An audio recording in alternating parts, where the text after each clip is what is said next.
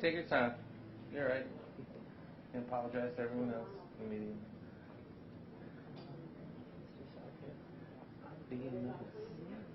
Right, Carolyn? Always. You go enjoy it. I know. I'm just trying to smile this time. Pressure's on. Said Friday, it's been great for a while. Oh, yeah. Good heavens. Oh, wow. I'm supposed to be someplace right now. We're going to use this. That one won't do. I don't have the strength in my arthritis.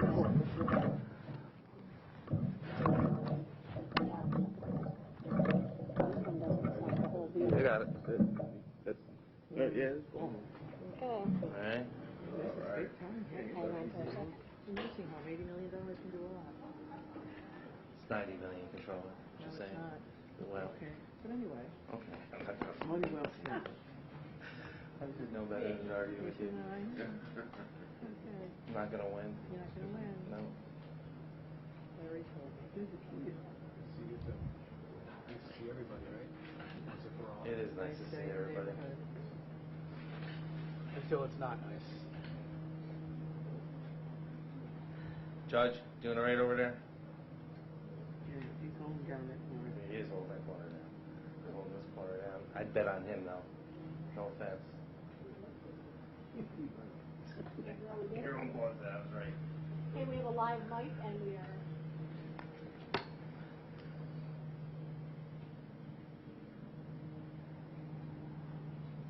You do put a smile on my face, Mary. I'm just saying. It's just... So, hey, I just going to give a little update on COVID-19. It's 446 days, 64 weeks, and unfortunately, we had a person in their 70s pass away, a male. Again, my condolences and prayers. We are coming out of this. Our infection rate's the lowest it's been in a long time, hospitalization, but people are still passing away from this, so please be cautious. It's nice to stand up here without a mask on and for all of us to be together, but again, if you don't have your vaccine, wear your mask, cough into your arm, clean your hands, stay 6 feet apart. We're getting through this. As of yesterday, we had 62% of Albany County's population has received the first dose. 54.3% has been fully vaccinated, which is good. And those 18 and above, we're at 72.8% with the first dose. So by the end of June, we're going to be there. We will be where we need to be, and we're almost there now. Statewide first dose for vaccine rate now is 53.6, and the second fully vaccinated is 45.7. So on the statewide level, we're ahead. We're doing a good job. We can continue to educate people, continue to give incentives for people to get vaccines. Please talk to people that have not got the vaccine and explain to them what the benefits are. And some of them are just nervous because they don't want to get the shots. We do have a pop-up clinic at the West Hill Refugee Center at 104 Ontario Street today from 4 to 6. And you can either get the Pfizer or the J&J. Since this began, we had 24,329 cases of COVID-19. One positive case since yesterday. I mean, when I saw that number one, I was like, yes, 15 months, we're here, and hopefully don't have to give any more COVID-19 updates, But we still have some work to do, and we still need to be vigilant and to get through this. Our 5-day average is 5.6. Before that, it was 6.4. And there are only 49 active cases, which is awesome that we're dealing with. Right now, we have 2 new hospitalizations overnight, 12 people currently in the hospital, and yesterday it was 9, and there's 4 people currently in the ICU. There was 3 the day before that. So please continue to do what's right. We're having a pop-up clinic at Shaker Junior High School from 4:30 to 7 for Pfizer, so 12 and plus are eligible. And our next pod at the Capitol Center will be June 3rd, it is June 1st, right? Yeah, June 3rd from 4 to 7. And again, you can walk into our health department complex anytime you want, Monday through Friday, 9 to 3, and you can pick what shot you want to get, and you have an opportunity to talk to a healthcare professional that will take some of the anxiety away, talk to you about why you should get the shot if you have any concerns or issues. And anyone over 60 years of age that needs transportation, you or your aide, or anybody with disabilities that are homebound that needs the shot, please call 518-447-7198. We'll make sure we pick you up, get you there, or we'll come to your house and give you the vaccine. Just remember, we're all in this together. We're getting through it. You know, to the kids, when I think the next age group is going to be under 12, I do say to parents, talk to your pediatricians.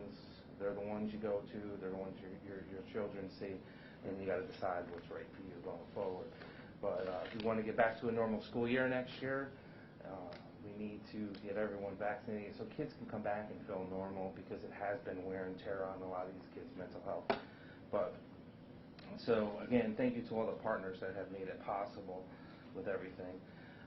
Today's a great announcement, switching gears a little bit. You know, we still have to operate, we still have to move forward, and we have to think outside the box. But I do want to thank Chairman Andrew Joyce, who's here, Majority Leader Dennis Feeney, Bill Urquhart, our county legislator, where's Frank? There you are.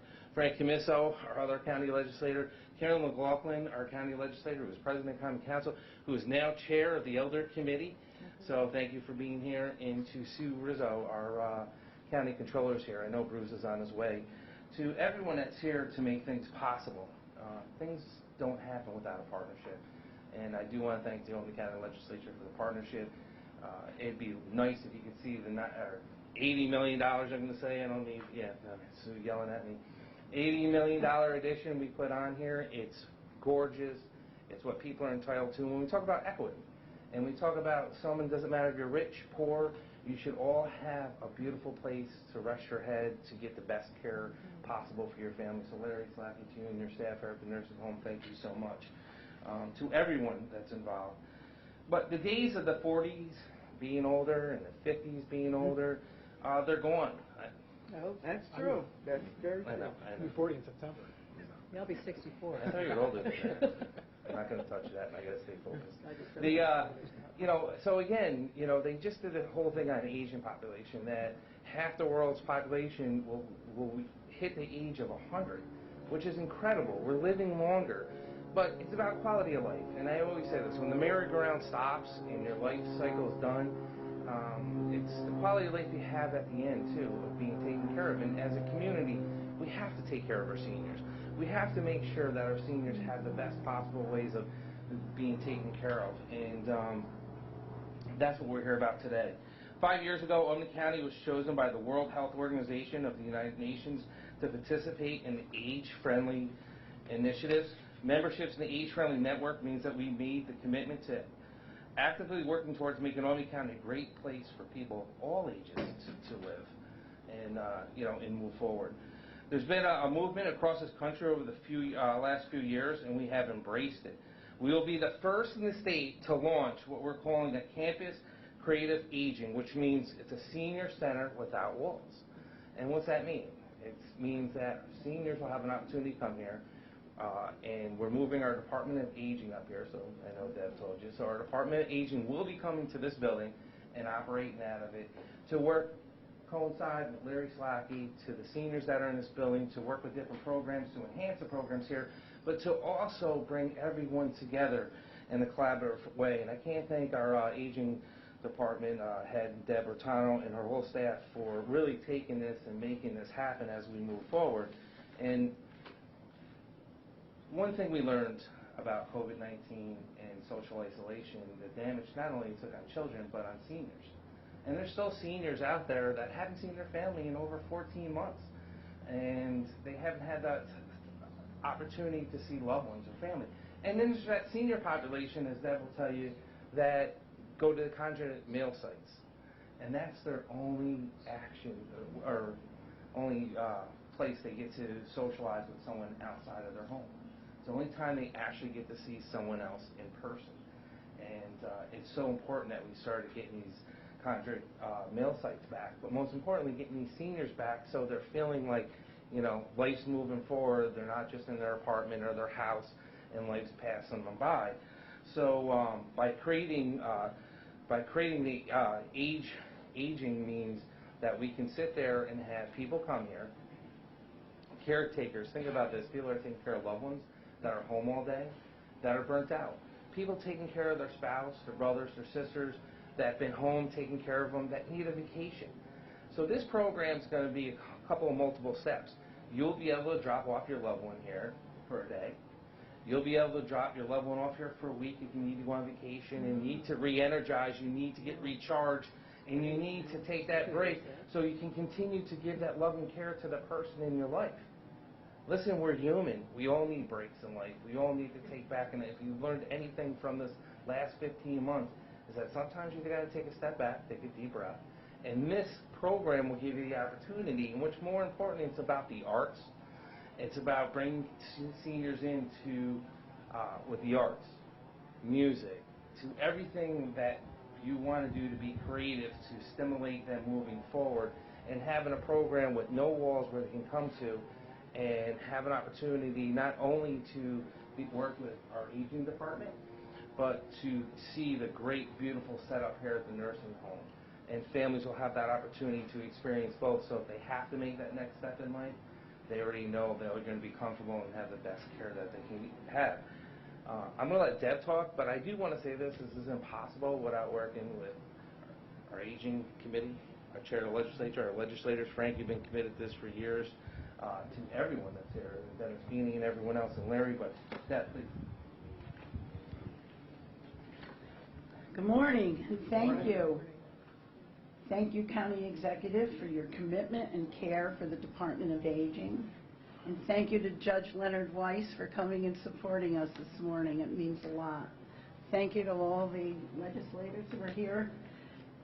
I also want to thank Larry Slatke. He's the Executive Director of Shaker Place, who's given his time and his wisdom to help us plan this move. Mary Rozak, thank you for planning this today. I'm so grateful. And thank you to my staff, who drops everything to meet a challenge when it comes our way. Since I joined the county team almost 3 years ago, it seemed to me that a new way of doing business with our senior community needed to be created. The pandemic, with all its destruction, and also enabled us to reimagine aging.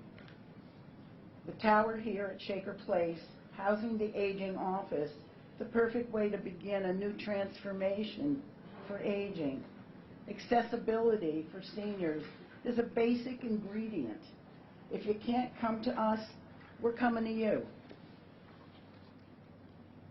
As a hub for knowledge and connection, the Campus of Creative Aging will offer programming to explore passions, purposes, and possibilities.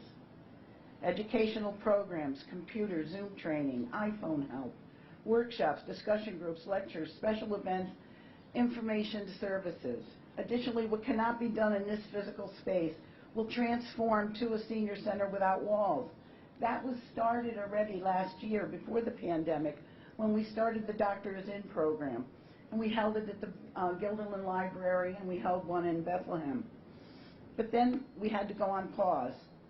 We're going to continue this effort in the fall. Our restaurant program, which was a huge hit for the past 2 years, has now ended. But during the pandemic, it became a takeout opportunity for seniors. Who knew that that program would continue to help our older adults with isolation and which was caused by COVID, and at the same time help small restaurants keep their doors open. We've reimagined that program, and we'll launch a Go and Dine 2.0, as the young people tell me, in the fall.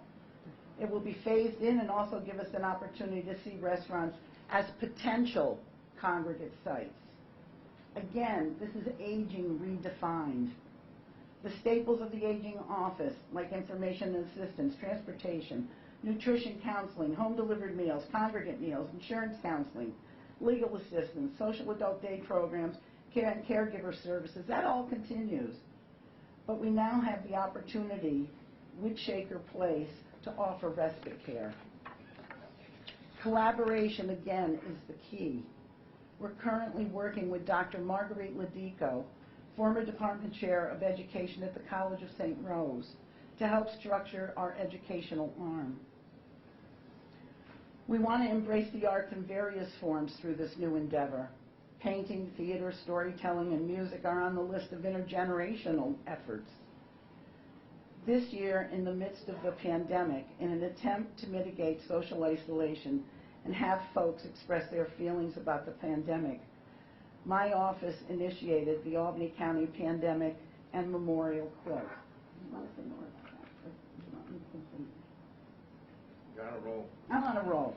All right. We reached out to the community, invited them in to make squares for the quilt.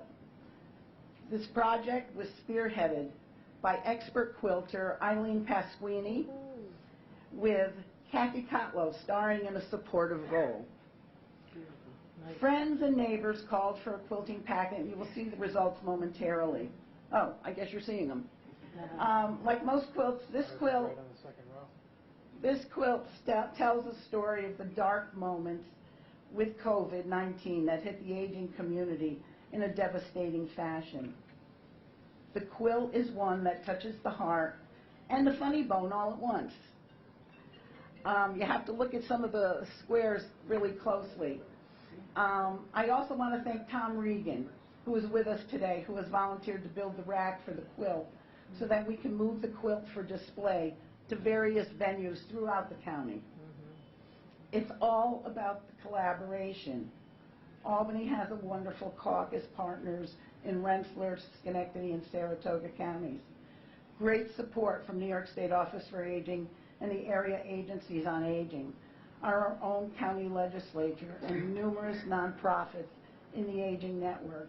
We welcome everyone to our table, and we thank you. We thank you for this, making this possible today. And I thank you. Thank you.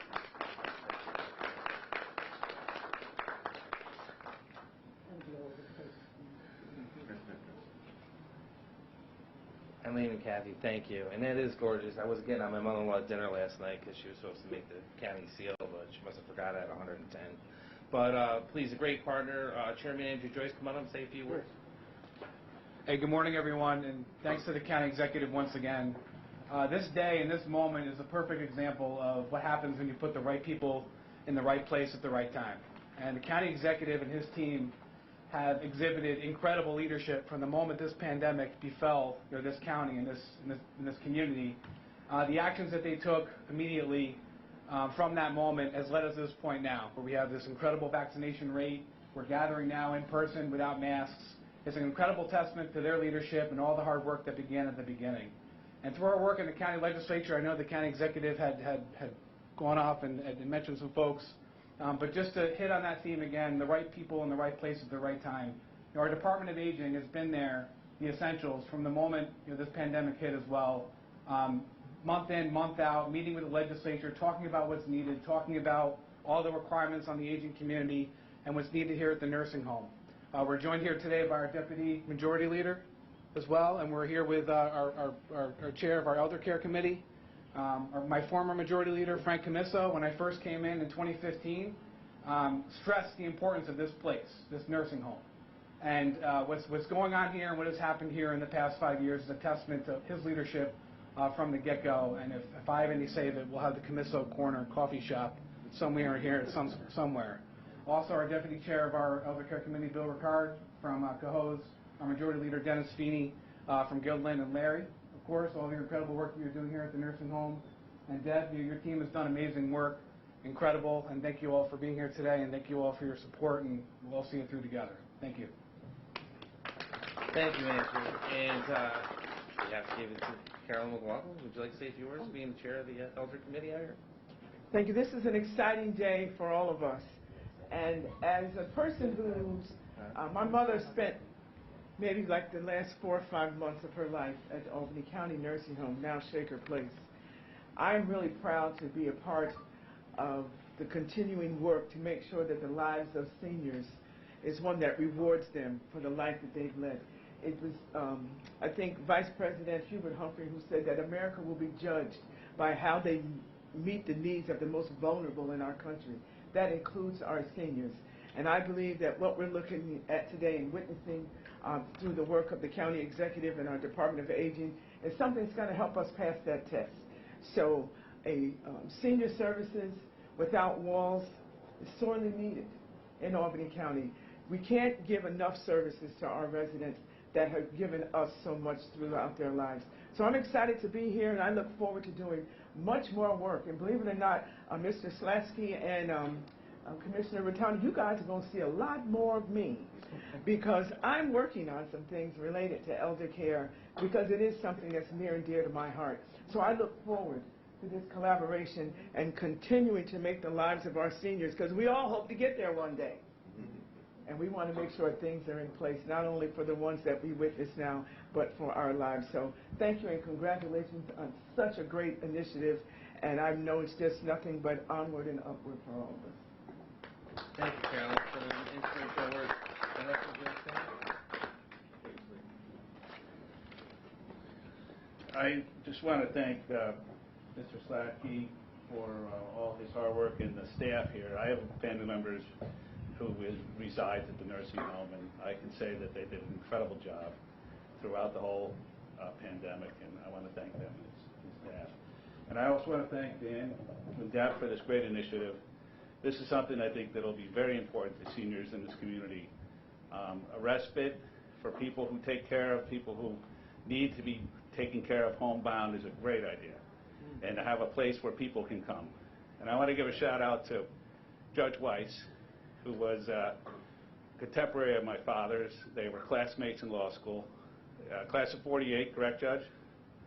And it was great to see you here today, too. So I think this is going to be a great program. It's a great day for Albany County. Thank you. Thank you. Please. Please, do you mind? No? I'd just like to say this is a well-kept secret, and this $80 million renovation, people need to be aware what the impact is of what they did here. And the other thing I like to be thankful to think of respite. I was a caregiver for 2 years, and I will tell you how important it is. You're on the front line, everybody else is in the towers, and that they're thinking ahead to take care of respite is so important. From the bottom of my heart, I just want to say thank you and thank you to the team. Thank you, sir. Thank you to everyone, because, again, it takes a partnership to make extraordinary things happen. To our Department of Aging, to Larry out here at the nursing home, to Deb's leadership, which I won't be able to get her in the front door of the building anymore. I do want to say thank you, and to the legislature, because it is about taking care of our most vulnerable seniors, and we want to make sure not only they have a place to come and get the best quality care and best facility, but also a place to come for the day and just really have an opportunity to see arts and music and different programs and work together. It's so creative. And I do want to say thank you to the team. But to the beautiful ladies that put that together, thank you so much. It means a lot.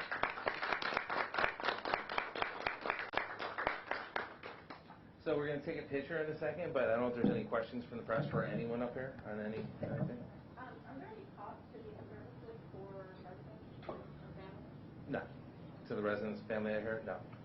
No. I was also very easily asked why that might be at this point, because of certain restrictions. She said, is there any cost to the families for the programs? Sorry. That's all right. I heard thoughts. That's all right. I also have a question about capacity. I know that you guys did an expansion here and capacity in general is down because of beds. Is there any concern though about, people are coming in for a day or a week, but in terms of capacity and space for those programs? It's an excellent question, and if you look over to my left or right, we have that wing over there we can be creative with. In the tower, if you remember too, early on, we were working with all the hospitals, the 8 region hospitals, to have an overflow. We have a tower that's a separate entrance, separate ventilation, separate from the nursing home, so we will be in a creative space where we will not be coming through the nursing home, but we can get the nursing home residents over to the side of the program. But excellent question. Anyone else? I just have another. Since this is a senior center without walls, as you guys described it, I imagine that you might be bringing more services out into the community. Will there be any need to increase staffing to be able to do that? Volunteers maybe to transport stuff? It's kind of like one thing we learned with the medical corps is really for aging too, is to have people come back and volunteer. We have a lot of seniors. Look at Judge over here, 97 years old, still active in the community, still going into the law office. We want to give back, and we want to encourage seniors that can come back and to come to these programs to volunteer, and it gives them something to look forward to and something to do. So we'll be engaged in that, and I can assure you, I'd love to go to the legislature and say we need more people in our Department of Aging to get these programs out there, if need be. I'm curious, when do you kind of see the timeline for rolling this out? I know obviously you're announcing this today, and with COVID it's probably going to take some time, but what are some of those maybe milestones that you're looking to hit as you roll this out? You want to talk about some of that? Nothing happens overnight. Today our final congregate meal opens up. So we started with the congregate meals. We expect by fall the restaurant program will be launched, and we also expect our Doctor Is In program will be happening. And again, that will be happening out in the community. Part of the Age Friendly initiative, Age Friendly was really taken on before I arrived. That was done under our county exec. But one of the things that you asked about was who will do these programs. Certainly there are a lot of nonprofits that we'll be reaching out to, but the key is the volunteers, because part of the Age Friendly initiative is having a volunteer component, and that's what we'll be relying on. So we expect to get out here, I hope maybe by the fall, and certainly the program is going to be starting up, and the first place we needed to go was to the congregate meals to get our seniors who want to be in that situation back.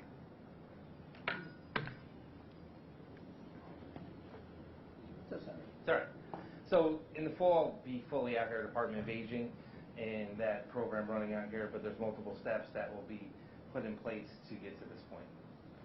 And I guess just to follow up, if somebody who is looking to maybe take a vacation, as you guys mentioned, how does that go about? How do they go about that process of dropping off their loved one? What does that look like? So that'll be in coordination. I don't know if Larry wants to talk more about that program. Larry, please. Well, we have an admission process. There's a document that the family needs to complete that's evaluated, and they go through the normal admission process, and they would be assigned a room, and they will be here as long as the family needs them to be here. Very simple process. And we thought that was important because one of the things when I was talking to, look at floodgates are open, right? Airline prices are going through the roof. You could have flew 2 months ago for $90 round trip. Now it's $1,000 round trip. And people want to get out because they've been cooped up for 15 months, and especially if they're taking care of a loved one. And this will give them the opportunity where they can go recharge their batteries and not feel guilty that they're leaving their loved one behind, that they're going to come here and get beautiful care, taken care of, and they'll be re-energized, and that person's probably going to be re-energized too, seeing something different outside their house. So it's probably a win-win situation for everyone, but the stress level goes down, and that's the important factor in this. And what's the timeline for that part of the process starting? That will be ready. Well, that part of the program is actually ready now. So we have had hospice, but this is going to enhance that process and really expand the type of services that we're providing to our community, and that will be hand in hand with the Department of Aging. Yes, Beth. Short staffing is already an issue at a lot of nursing homes. Do families rest assured that if they bring their loved ones here to be taken care of for a day or a week, that staffing will be sufficient to actually take care of them? Absolutely. One of the issues, the staffing levels is that they're on the front lines for the last 15 months. And, as we're out doing different programs and keeping people safe, they had to deal with COVID-19 patients that were passing away. And then families that couldn't see their loved ones, they became everything to that person. So it took a toll. And Larry can talk about it better than me. It took a toll on a lot of the workers that decided to leave, that didn't want to do it anymore because of the heartache and the pain they had to go through, and then go home with their own families. And our numbers went down because with people staying home and sheltering in place, and workforce, like the state of New York's not back yet fully. They're still at 45%. They don't come back until like July, I think. People had the opportunity to stay home to be with their loved ones. So that kind of kept the numbers with every nursing home across the state down low. But we are working on that issue to get more people, but we're okay because our numbers are at a spot where they're fine. But yeah, I look forward to that problem when we get to 250 and to make sure we have the right workforce to meet the demand to take care of everyone. Any other questions? Thank you, everyone. We're just going to do a quick photo op with everyone up here. Department of Aging, please come out. The workers, the backbone of the department, please come on over so we can get a picture. Eileen and Kathy, if you can join as well. You could. I'd like us to do the picture. We can do this right here. If everyone can kind of shift